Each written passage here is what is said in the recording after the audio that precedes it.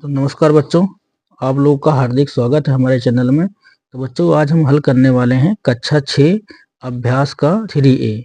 कक्षा 6 का अभ्यास 3A आज हल करने वाले हैं। तो चलिए बच्चों शुरू करते हैं। तो जो यहाँ पे पहला क्वेश्चन बच्चों यहाँ पे दिया गया है, इसका जो पहला क्वेश्चन यहाँ पे दिया गया था, निम्नांकित सारणियों में रिक्त स्थानों की पूर्ति के लिए सारणी में नीचे 4 विकल्प दिए गए हैं, जिनमें से केवल एक ही सही है। सही विकल्प चुनकर रिक्त स्थानों की पूर्ति कीजिए। तो चलिए बच्चों, अब यहाँ पे इसको हम हल करते हैं। तो बच्चों यहाँ पे हमने सवाल को उतार लिया पहले से। तो यहाँ पे अगर देखें तो यहाँ पे दिया गया है 19, फिर अगले कॉलम में 23, फिर यहाँ पे 25 और फिर 29। अब देखो यहाँ पे जितनी भी संख्याएं हैं, अब यहीं से इसका अपोजिट हो जा रहा है। 29 यहाँ पे प्लस में है, 29 माइनस में, फिर 25 प्लस में है, 25 माइनस में, 23 प्लस में है, फिर 23 माइनस में, 19 इधर प्लस में है तो 19 बिल्कुल लास्ट है माइनस में। तो अगर यहाँ देखें कॉमन बच्चों, तो यहाँ पे 17 प्लस में है, 17 माइनस में, 13 प्लस में है, तो यहाँ बच्चों हमारा क्या हो जाएगा, 13 हो जाएगा माइनस में। 11 प्लस में है तो 11 माइनस में, 7 प्लस में है तो 7 माइनस में। तो यहाँ पे क्या आ जाएगा बच्चों, हमारा ये आ जाएगा माइनस का 13। तो माइनस 13 कहाँ है बच्चों, यहाँ पे है, यही ऑप्शन इसका सही है। फिर क्वेश्चन नंबर 2 देखते हैं बच्चों। दूसरे में यहाँ पे दिया गया है, यहाँ पे सब पहले माइनस का 7 है, 25 है, फिर प्लस का 7 है और फिर माइनस का 25 है। मतलब जो संख्या एक बार यहाँ पे प्लस में है, फिर दो संख्याएं हमें यहाँ पे एक संख्या माइनस में दिया गया है, फिर दोनों संख्याएं यहाँ प्लस में है, फिर जो अगली संख्या है फिर माइनस में है। उसी प्रकार यहाँ पे माइनस का 13, फिर प्लस का 31, फिर प्लस का 13 और माइनस का 31 है।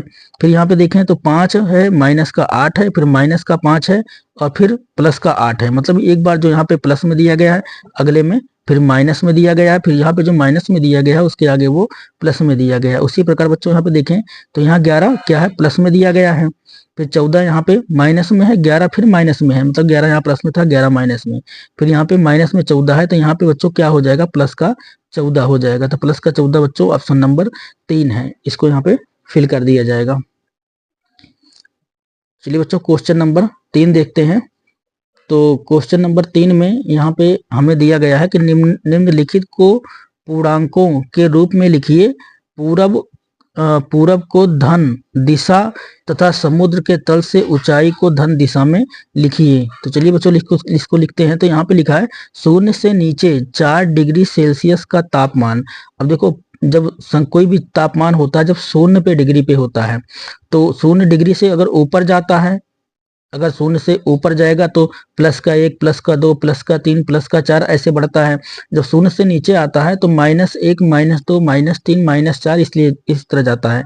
तो यहाँ बोला शून्य से नीचे 4 डिग्री, शून्य से नीचे 4 डिग्री है, तो बच्चों यहाँ पे क्या हो जाएगा, -4 डिग्री सेल्सियस, -4 डिग्री सेल्सियस इसका तापमान हो जाएगा। ठीक है बच्चों, ये हो जाएगा इसका आंसर। फिर जैसे यहाँ पे है, अब यहाँ पे पूछ रहा है कि 7 कदम पूरब। तो जब बच्चों हम कदम पूरब की तरफ बढ़ाते हैं तो प्लस में होता है, और जब पश्चिम की तरफ जाते हैं तो माइनस में होता है। तो यहाँ पे 7 कदम पूरब है, तो क्या हो जाएगा, यहाँ पे हो जाएगा +7 कदम।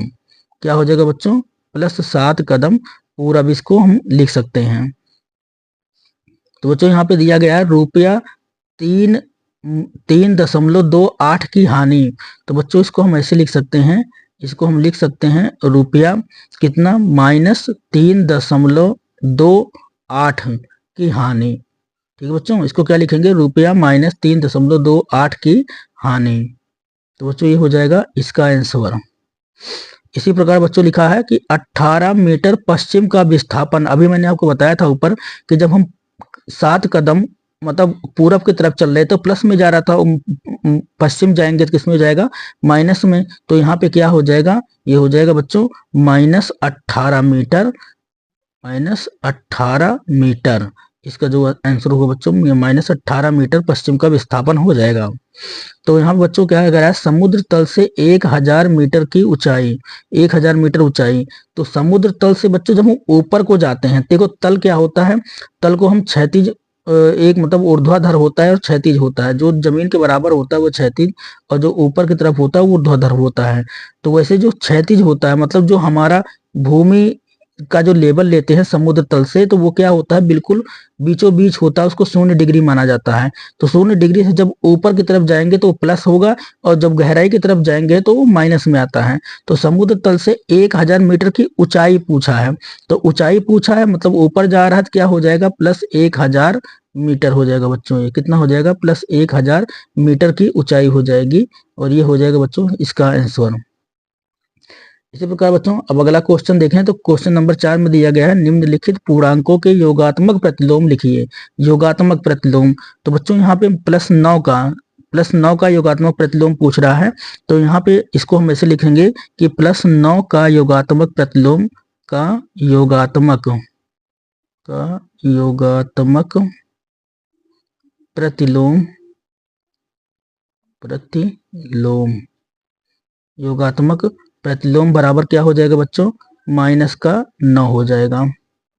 अगर प्लस में दिया गया तो माइनस का हो जाएगा, अगर माइनस में दिया रहता है तो उसका योगात्मक क्या होता है, मतलब इसकी योगात्मक प्रतिलोम का मतलब इसको ऐसी संख्या से हमें हल करना होगा कि इसकी वैल्यू कितना हो जाए, 0 हो जाए। तो योगात्मक प्रतिलोम का जो मान होता है वो क्या होता है, 0 होता है। तो यहाँ पे प्लस का 9 है तो इसका योगात्मक प्रतिलोम क्या आएगा, प्लस का 9 है तो माइनस का 9 हो जाएगा। ये हो जाएगा बच्चों इसका आंसर। इसी प्रकार अगला देखते हैं, तो बच्चों यहाँ पे अगला जो दिया गया है वो है हमारा -21। अब यहाँ पे पूछ रहा है कि -21 का योगात्मक प्रतिलोम, तो यहाँ पे लिख लेंगे का योगात्मक प्रतिलोम -21 का योगात्मक प्रतिलोम बराबर, तो -21 का योगात्मक प्रतिलोम क्या हो जाएगा बच्चों, +21 हो जाएगा। उसी प्रकार +39 का योगात्मक प्रतिलोम पूछा है, तो यहाँ पे लिखेंगे का योगात्मक प्रतिलोम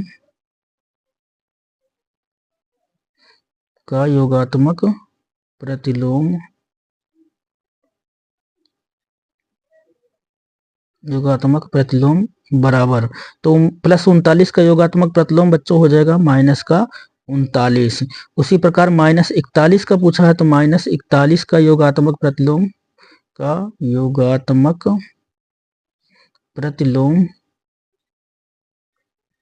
लिखना था, प्रतिलोम योगात्मक प्रतिलोम बराबर हो जाएगा +41, -41 का +41। इसी प्रकार +91 का योगात्मक प्रतिलोम, तो यहाँ भी लिखेंगे का योगात्मक प्रतिलोम,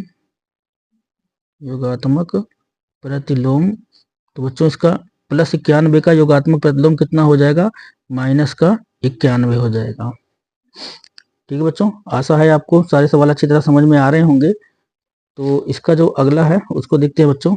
तो यहाँ पे जो अगला क्वेश्चन है हमारा क्वेश्चन नंबर 5। तो यहाँ पे क्वेश्चन नंबर 5 में दिया गया है कि संख्या रेखा खींचिए, उस पर निम्नलिखित पूर्णांकों को प्रदर्शित कीजिए।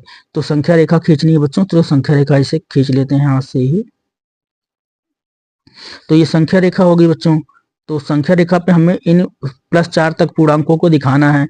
तो जो पहला पूर्णांक होता है वो 0 होता है, तो प्लस का 1 होगा, प्लस का 2, प्लस का 3, प्लस का 4। तो बच्चों यहाँ पे क्या हो जाएगा 0, और यहाँ पे हो जाएगा प्लस का 1, फिर प्लस का 2, प्लस का 3, और यहाँ पे आ जाएगा बच्चों प्लस का 4। तो जो प्लस का 4 बोला है बच्चों वो यहाँ पे आ जाएगा। ठीक है, इसी प्रकार अगला क्वेश्चन देखते हैं। तो खा पे यहाँ पे बोला गया है -9, में -9 को यहाँ पे दिखाना है बच्चों।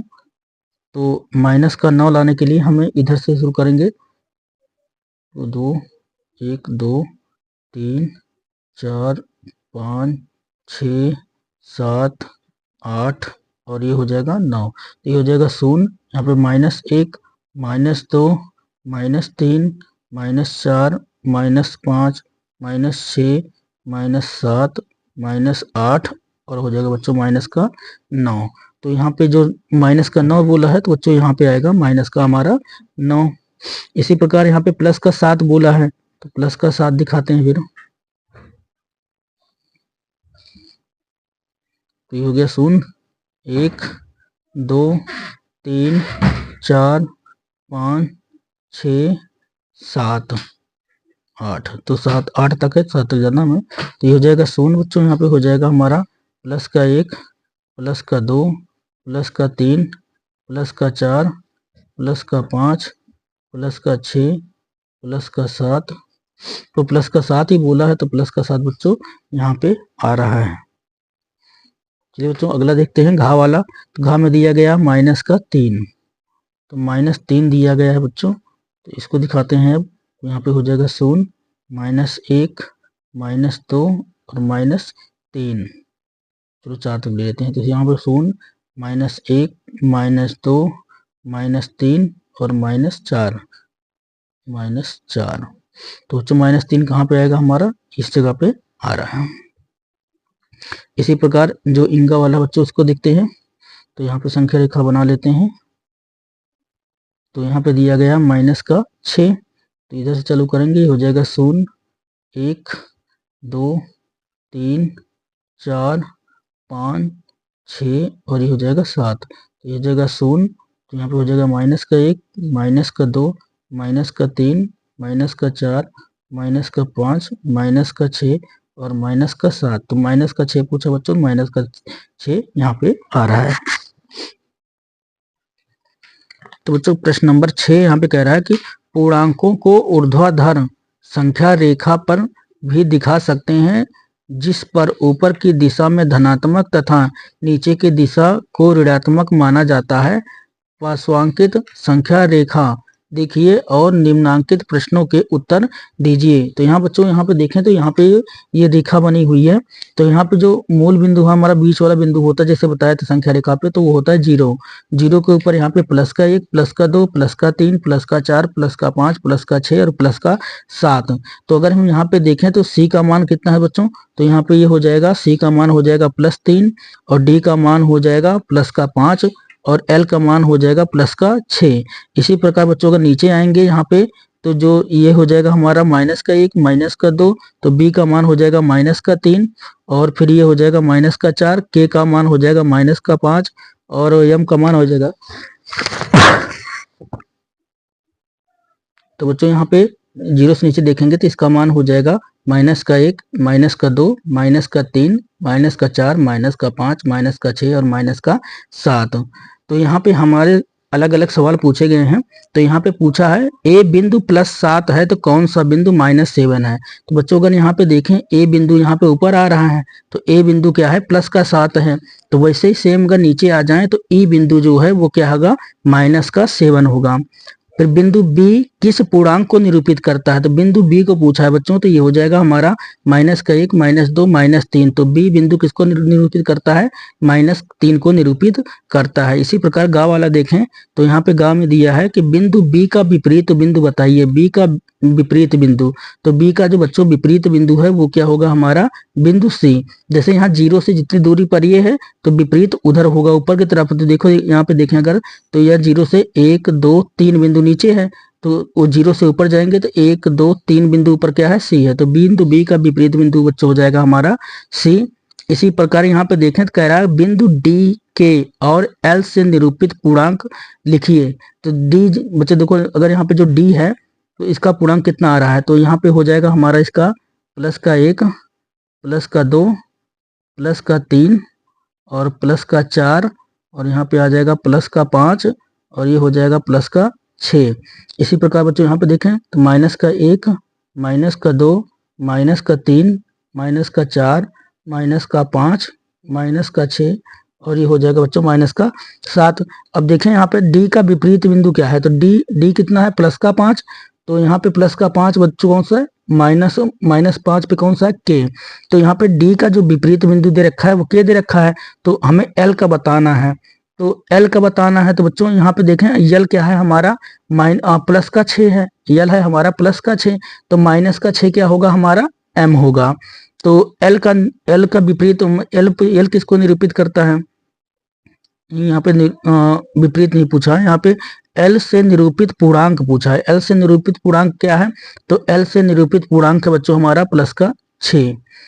यहाँ पे विपरीत लास्ट वाले पूछा है इंगा में, तो बिंदुओं डी के और एल के विपरीत बिंदु को बताइए। तो देखो बच्चों, जो हमारा डी जैसे प्लस का 5 है, वैसे के हमारा क्या है, माइनस का 5 है। तो एल का विपरीत बिंदु हमसे पूछा गया है, तो एल कहाँ पे है, एल है हमारा +6 पे। तो एल का जो विपरीत बिंदु होगा वो क्या होगा बच्चों, एम होगा, जो कि है हमारा इसमें -6 पे। तो चलो इसको लिख के बता देते हैं फटाफट। चलिए बच्चों, इसको हमने सॉल्व कर लिया। तो यहाँ पे ए बिंदु +7 है, तो कौन सा बिंदु -7 है, तो बच्चों ए बिंदु क्या होगा, -7 है। इसी प्रकार बिंदु बी किस पूर्णांक को निरूपित करता है, तो बिंदु बी पूर्णांक -3 को निरूपित करता है। फिर गाँव वाले में पूछा गया था बिंदु बी का विपरीत बिंदु बताइए, तो बच्चों बिंदु बी का विपरीत बिंदु क्या है, सी है।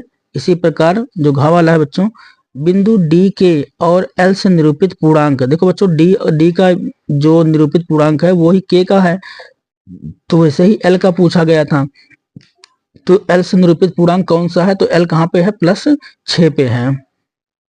वैसे पूछा गया था बिंदु डी डी के को निरूपित करता है, तो एल किसको निरूपित करेगा, तो एल का विपरीत बिंदु, विपरीत पूछा था, डी का विपरीत क्या है, के है। तो वैसे एल का पूछा गया, तो एल का विपरीत बिंदु क्या है बच्चों, एम है। तो चलिए बच्चों, अब अगला क्वेश्चन करते हैं। तो जो 7वां क्वेश्चन हमारा दिया गया है, यहाँ पे दिया गया निम्नांकित के बीच के सभी पूर्णांक लिखिए। यहाँ पे बीच के सभी पूर्णांक लिखने हैं। तो अगर हम देखें संख्या रेखा पे, हमें पता है जैसे संख्या रेखा बनाते हैं, एक संख्या रेखा यहाँ पे बना लेते हैं छोटी सी। तो यहाँ पे बीच में 0 आ जाता है बच्चों, तो यहाँ पे आ जाएगा +1, +2, +3, +4, +5, +6, +7, +8। इसी प्रकार बच्चों -1, -2, -3, -4, -5, -6, -7। तो अगर इसको हम 0 मान लें तो ये क्या हो जाएगा, -1, ये -2, -3, -4, फिर यहाँ पे -5, -6, और ये हो जाएगा बच्चों -7। इसी प्रकार यहाँ पे 1, 2, 3, 4, 5, 6, 7, और ये हो जाएगा बच्चों हमारा 8। तो अगर यहाँ पे देखो -2 से +3 के बीच पूछ रहा है, तो प्लस का 3 जहाँ पे कुछ नहीं होता बच्चों, यहाँ पे प्लस का 3 ही होता है। तो अगर हम यहाँ पे देखें -2 और +3 के बीच के बिंदु को पूछ रहा है, तो इसके बीच में कौन से आ रहे हैं, -1 आ रहा है, 0 आ रहा है, 1 आ रहा है, 2 आ रहा है, 3 आ रहा है। तो यही लिखा जाएगा। तो यहाँ पे पहले क्या आएगा हमारा, -1, -0, -1 और -2, ये क्या होंगे बच्चों, इसके मध्य बिंदु होंगे, इसको जो बीच में आते हैं वो होंगे। तो इसको हम ऐसे +1 और +2 भी लिख सकते हैं। ये बच्चों इसका आंसर हो जाएगा। चलिए बच्चों अगला देखते हैं। तो यहाँ पे 0 और 6 के बीच के पूर्णांक पूछा गया है। तो 0 के बाद क्या आता है बच्चों, तो 1 आता है, फिर 2 आता है, फिर 3 आएगा, फिर 4 आएगा, उसके बाद क्या आता है बच्चों, 5 आता है। तो इसके बीच के पूर्णांक ये हो जाएंगे 0 से 6 के बीच में। इसके पीछे क्या आएगा, 0, फिर 1, 2, 3, 4, 5, इसके बाद क्या आता है 6। तो बीच के पूर्णांक पूछा है, तो ये हो जाएंगे इसके बीच के पूर्णांक। इसी प्रकार अगला देखते हैं।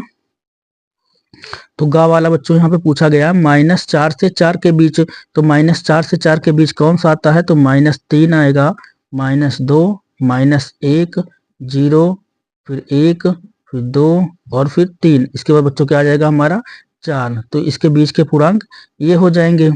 फिर -5 से +2 तक पूछा है।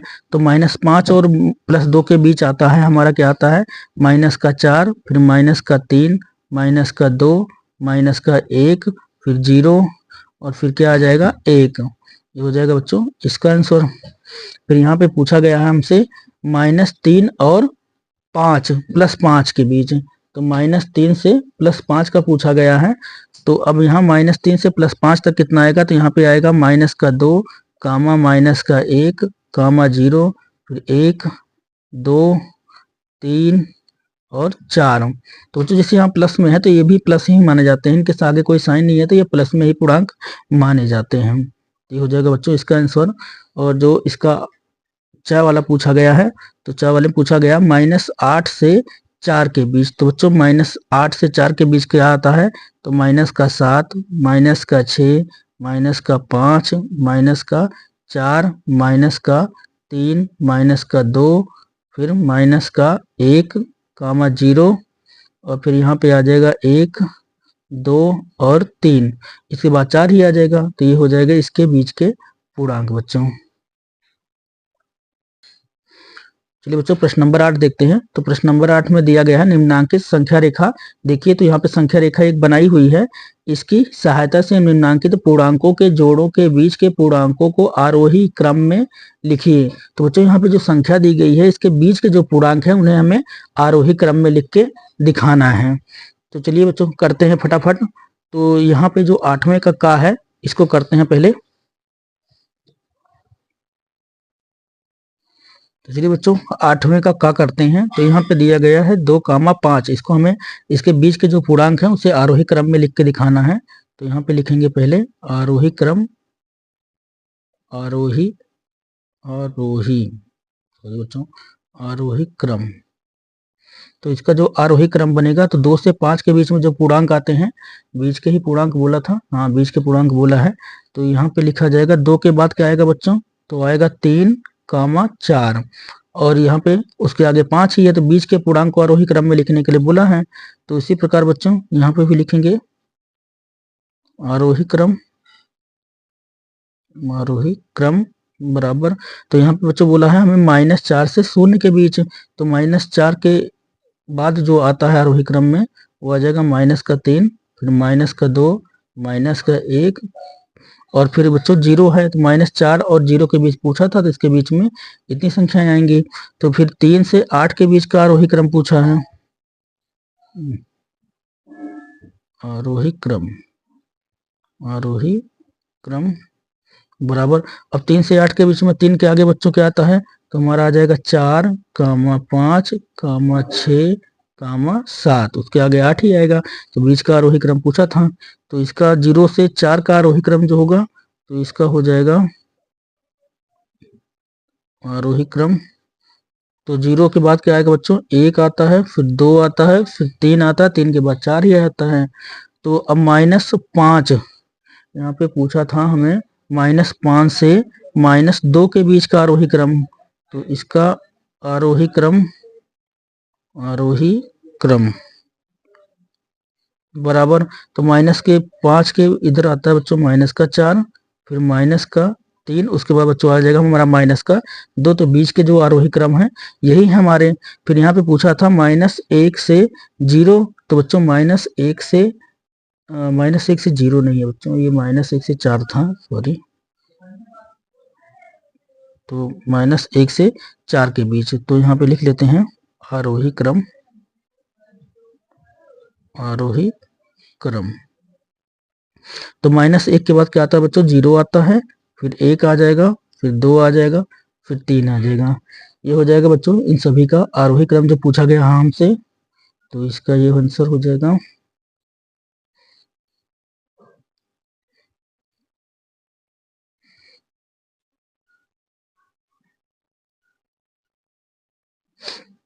चलिए बच्चों क्वेश्चन नंबर 9 देखते हैं। तो बच्चों प्रश्न नंबर जो 9 है, प्रश्न नंबर 9 में लिखा है निम्नांकित के मान ज्ञात कीजिए। तो बच्चों इसको हम बोलते हैं मोड। जो यहाँ पे लाइनें दिख रही हैं इसको मोड कहा जाता है। तो मोड के अंदर लिखा हुआ -13। अगर जो भी चीजें कभी मोड में लिखी होती हैं, अगर मोड इनका हटा दिया जाए तो जब मोड में हटेगा, चाहे अंदर प्लस में संख्या होगी चाहे माइनस में होगी, तो वो हमेशा क्या हो जाती है, जितने साइन है वो हट जाते हैं। तो अगर इसका जब मोड तोड़ेंगे तो ये हो जाएगा 13, इसका मोड तोड़ेंगे तो ये हो जाएगा 12, इसका माइनस का 37 है, इसका जब मोड तोड़ देंगे, मोड हटा देंगे तो ये हो जाएगा केवल 37 है। 0 का मोड हटाएंगे तो इसकी वैल्यू क्या हो जाएगी, 0, माइनस का 47 है, इसका जब मोड हटा देंगे तो ये कितना हो जाएगा, केवल 47 हो जाएगा।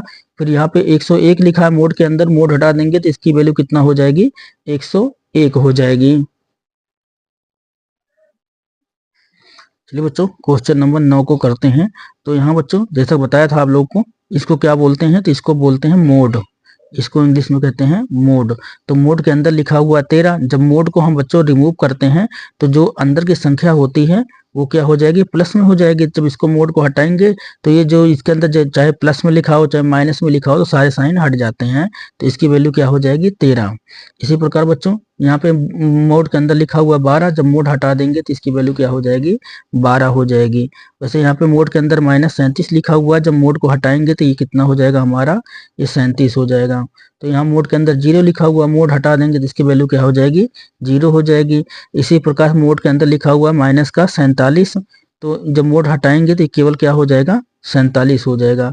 इसी प्रकार बच्चों मोड के अंदर लिखा हुआ है 101 मोड हटा देंगे तो इसकी वैल्यू क्या हो जाएगी, 101। यही हो जाएगा बच्चों उनका आंसर।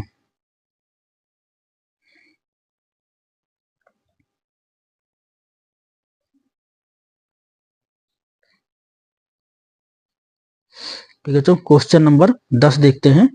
तो बच्चों क्वेश्चन नंबर जो 10 दिया गया है, तो यहाँ पे कह रहा है कि अपनी अभ्यास पुस्तिका में सत्य असत्य कथन की पहचान कीजिए। सबसे छोटा पूर्णांक शून्य है। तो बच्चों सबसे छोटा पूर्णांक क्या होता है, शून्य ही होता है। पूर्णांकों में देखो, जब पूर्णांक जहाँ चालू होता है तो वहां से 0, 1, 2, 3 ऐसे चालू होता है। और इससे छोटा भी पूर्णांक होता है -1। इससे 0 से भी छोटा पूर्णांक क्या होता है, -1 होता है। तो ये असत्य ही कहा जाएगा। शून्य का विपरीत नहीं होता। तो बच्चों शून्य का कोई विपरीत बिंदु नहीं होता है। तो यहाँ पे लिखा गया कि -17 बड़ा है -5 से। तो बच्चों यहाँ पे ये चीज गलत लिखी हुई है। जो दो संख्याएं माइनस में होती हैं तो जो वहाँ पे छोटी संख्या होती है वो बड़ी होती है, बड़ी वाली छोटी होती है। तो यहाँ पे -17 जो है वो छोटा है -5 से। तो इसको लिख के फटाफट करा देते हैं आपको। तो चलिए बच्चों क्वेश्चन नंबर 10वां जो है, कह रहा है कि अपनी अभ्यास पुस्तिका में सत्य या असत्य कथन की पहचान कर लिखिए। तो यहाँ पर बोला था बच्चों सबसे छोटा पूर्णांक शून्य है। तो सबसे छोटा पूर्णांक बच्चों शून्य नहीं होता, क्योंकि शून्य से भी छोटी संख्या होती है। अगर शून्य और -1 में कंपेयर किया जाए तो क्या होता है, शून्य बड़ा होता है -1 से। तो जो सबसे छोटा पूर्णांक है तो ये बहुत अनंत तक चला जाएगा। सबसे छोटा पूर्णांक शून्य नहीं होता है। तो ये कथन क्या है, असत्य है। तो खा वाला पूछ रहा है शून्य का विपरीत विपरीत नहीं होता है। तो शून्य का विपरीत नहीं होता है, ये कथन क्या है बच्चों, सत्य है। और यहाँ पे कह रहा है कि -17 बड़ा है -5 से। तो ये भी क्या है, असत्य है। -5 बड़ी संख्या है और -17 क्या है, छोटी संख्या है। तो जो कि यहाँ पे उल्टा बताया गया है, तो इसलिए क्या है, ये असत्य है। तो यहाँ पे कह रहा है कि एक धनात्मक पूर्णांक अपने योगात्मक प्रतिलोम से बड़ा होता है। एक धनात्मक प्रतिलोम, जो धनात्मक प्रतिलोम होता है, जैसे मान लो कि हम कह रहे हैं कि अगर +2 का योगात्मक प्रतिलोम क्या होगा बच्चों, तो -2 होगा। तो +2 क्या है, -2 से क्या है, बड़ा है। तो ये भी कथन क्या है बच्चों, सत्य है। फिर उसी प्रकार पूछ रहा है कि एक ऋणात्मक पूर्णांक अपने योगात्मक प्रतिलोम से बड़ा होता है। मान लो बच्चों यहाँ पे हम -2 ले लिए, तो -2 का योगात्मक प्रतिलोम क्या होगा, +2 होगा। तो ये -2 से बड़ा तो है नहीं। तो -2 क्या है, +2 से छोटा है। तो इसलिए ये क्या है, असत्य है। तो यहाँ पे पूछा गया था शून्य का योगात्मक प्रतिलोम शून्य है। शून्य का योगात्मक प्रतिलोम क्या है बच्चों, शून्य है। ये भी क्या है, सत्य कथन है। तो शून्य का योगात्मक प्रतिलोम शून्य ही होता है। तो बच्चों आज का सत्र यहीं समाप्त होता है। अगर आपको यह वीडियो पसंद आया है तो लाइक और शेयर करना ना भूलें। हमारे चैनल को सब्सक्राइब करें। फिर मिलेंगे अगली वीडियो में, तब तक के लिए शुभकामनाएं।